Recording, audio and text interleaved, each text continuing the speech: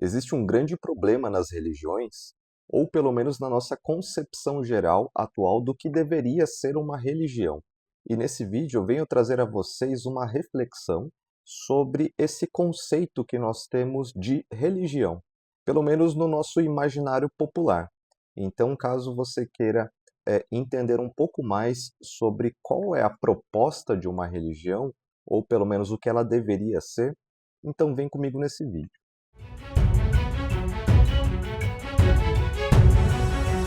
Oi, o meu nome é Denis Matsunaga e eu já peço para que você deixe seu like aqui, se inscreva nesse canal e se você gostar, no final do vídeo você compartilha com seus amigos. E antes de qualquer coisa, o objetivo desse vídeo não é atacar a fé de ninguém, muito menos criticar a forma como você exerce a sua religiosidade, independente da sua religião. Na verdade, esse vídeo é mais uma reflexão sobre o próprio conceito, sobre o próprio termo religião e o significado dessa palavra, a sua raiz, e sobre o quanto o significado popular desse termo pode representar esse distanciamento que nós temos do divino, do sagrado, no nosso dia a dia, independente da sua fé ou religião. O termo religião vem do latim religio, que diz respeito a um culto, obrigação ou veneração ao sagrado. A sua origem ainda é debatida, mas pode ter vindo de dois termos, que seria relegere, que é o ato de reler ou observar com cuidado, ou de religare, que é o ato de unir ou atar algo, no sentido da união e do vínculo a alguma coisa. E aqui a gente vai explorar um pouco mais sobre o termo relacionado ao religare. E compreendendo então que a religião tem esse papel, essa missão de nos unir ao sagrado, ou nos reconectar, estabelecer um vínculo, e que cada tradição vai ter um meio, processos e métodos para realizar essa conexão, independente disso, a reflexão ou problematização que eu trago aqui nesse vídeo é sobre essa ideia de reconectar-se ao sagrado, ou estabelecer um vínculo com o divino, no sentido de que é como se fosse algo que está distante, separado de nós, ou que é algo inalcançável. E eu sei que dentro da teologia de cada religião, principalmente as mais antigas, vai ter uma explicação do porquê disso e também a sua devida função. Mas eu quero trazer aqui essa reflexão de um ponto de vista mais filosófico, para que você possa repensar a sua conexão com o divino, independente da sua religião ou crença. Em diversas religiões e tradições antigas, pré-cristianismo, datando ali por volta de mais de 2000 anos atrás, existiam civilizações que possuíam essa prática religiosa incorporada ao seu dia a dia. E, na verdade, nesse contexto, esse termo religião, ele seria até um termo que causaria um certo estranhamento para essas pessoas, pois não existia a concepção de uma separação entre sagrado e profano, ou de espiritual e material. Tudo estava mesclado, influenciando um ao outro o tempo todo. Então não havia uma categorização do que era religião, do que era política, do que era ciência, do que era legislação, do que era economia, ou até mesmo de tecnologia ou cultura. Uma coisa influenciava a outra e elas se complementavam. E para exemplificar isso, vamos imaginar o seguinte cenário. Vamos imaginar uma cidade antiga, em que ela foi construída à beira de um grande rio. E pelas influências das cheias e das baixas desse rio, em determinados períodos do ano, isso contribuía ou acabava desfavorecendo para a vegetação daquela região, influenciando assim a agricultura daquela cidade, e que seria um dos principais recursos de sobrevivência da população daquela cidade em si, que seria para a sua alimentação. Então, quando o nível do rio estava baixo, a colheita era menos próspera e assim a população tinha menos alimentos. E quando o rio estava num nível maior, mais elevado, a colheita era muito mais próspera, tendo assim uma fartura de alimentos. Então havia essa oscilação de acordo com o período do ano. E entendendo isso, compreendendo essa realidade, os líderes daquela cidade tinham que desenvolver uma organização para racionar esses alimentos para que nos períodos de baixa desse rio não faltasse alimentação para a sua população e não passassem fome.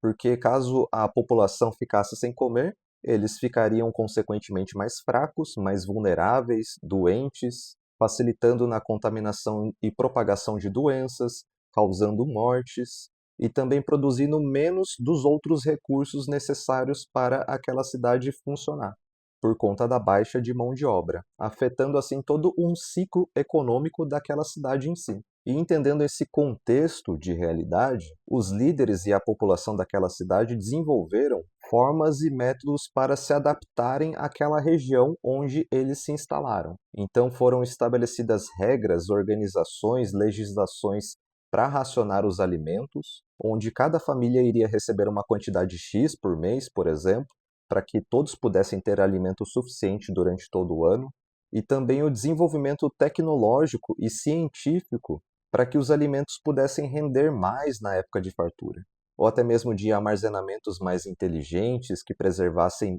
por maior tempo os alimentos, técnicas de conservação ou até mesmo da produção de alimentos derivados de grãos, frutas ou vegetais. E até esse ponto desse cenário, desse exemplo, a gente já pode identificar várias áreas de conhecimento que hoje nós categorizamos como ciência, política, tecnologia, economia, legislação, alimentação, agricultura, tecnologia e cultura, que são as áreas de conhecimento utilizadas por essa civilização para que eles possam se manter vivos.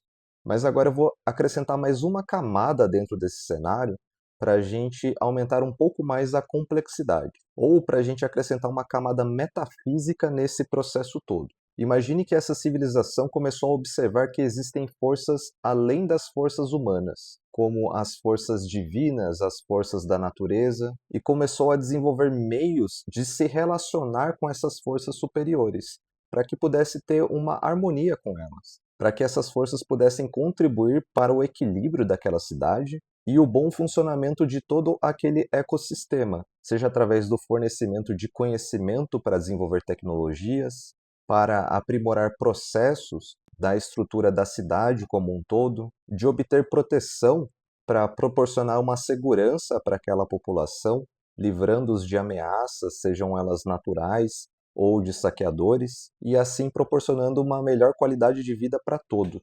E por essas forças superiores, vamos chamá-las de deuses. E ao cultuar esses deuses, ou seja, estabelecer uma conexão com esses deuses, para que haja uma harmonia de convivência, nota-se que nesse contexto, esse fator espiritual, ele acabava sendo um fator muito relevante para contribuir para a harmonia daquela civilização como um todo, afetando assim todo aquele sistema na parte econômica, política, científica, tecnológica e etc.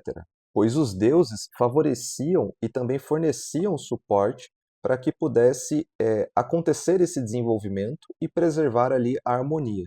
E se essa relação, se os deuses estivessem satisfeitos, maiores seriam as bênçãos, provendo assim fartura para ter abundância nas colheitas e produção de alimentos, e assim aquele povo teria mais recursos de sobrevivência.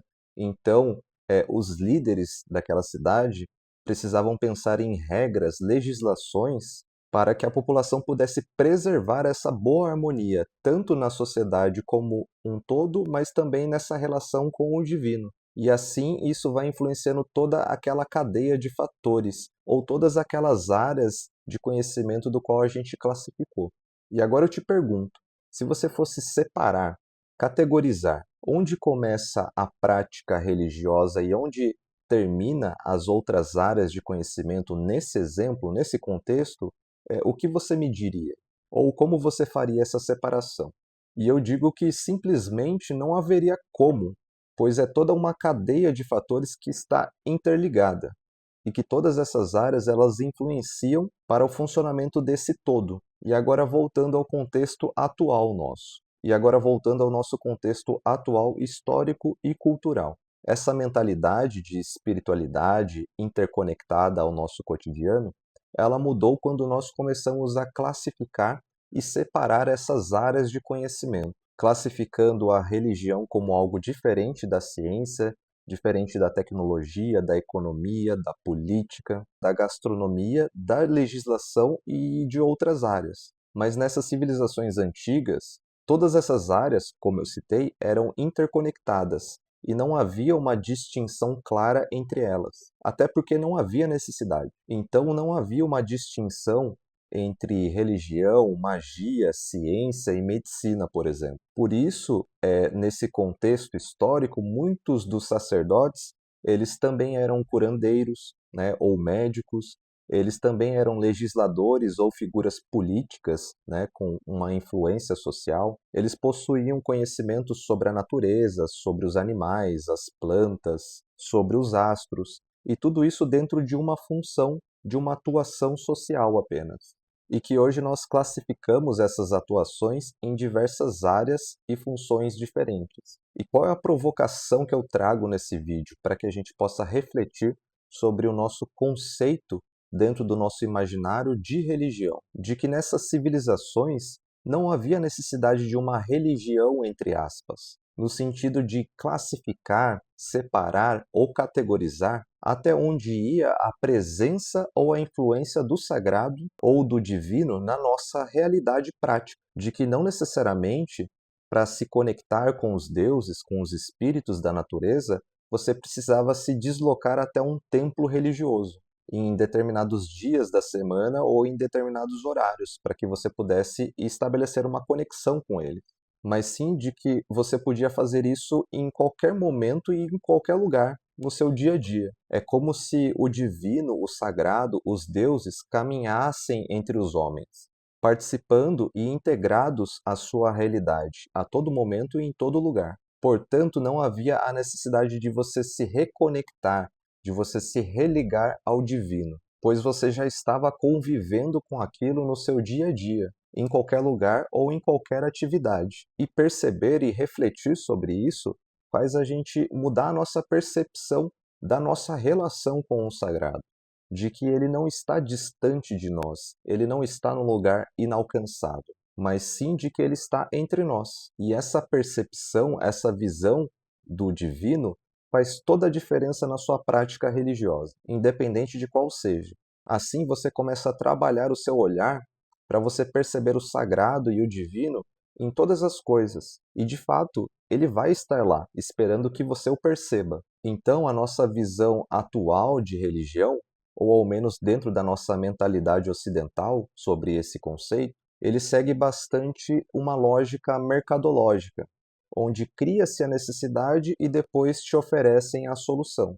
Pois a nossa realidade, há muito tempo, ela tem sido moldada aos poucos para nos distanciar dessa visão de mundo, nos distanciando do divino e decretando que ele só pode ser acessado através de um intermediário ou em determinado local específico. E fora dessa visão, seria como algo inadequado, errado, perigoso. E logo erguem-se os templos, produzem-se sacerdotes numa escala e velocidade como se fosse uma grande linha de produção. E não é à toa que, se vocês pararem para observar, principalmente nas grandes metrópoles, de que em cada quarteirão há pelo menos um mercado, uma padaria, uma farmácia e uma igreja. E isso e esse modelo e essa estrutura tem se replicado cada vez mais, de uma forma silenciosa. Então, a provocação que eu trago para vocês tirarem as suas próprias conclusões e reflexões é de que a nossa ideia de religião hoje é de que a religião se tornou mais um produto do que de fato uma conexão com o sagrado, se desviando assim da essência do termo, do qual seria preservar essa conexão, esse vínculo de uma forma integrada à nossa realidade, pois a realidade que nós vivemos, ela também faz parte da experiência espiritual. E o que você achou dessa provocação, dessa reflexão? Fez sentido, não fez? Deixa aqui nos comentários. Se você gostou desse vídeo, compartilha com seus amigos que tenham interesse por esses assuntos. Agradeço pela sua visualização, um abraço e até a próxima.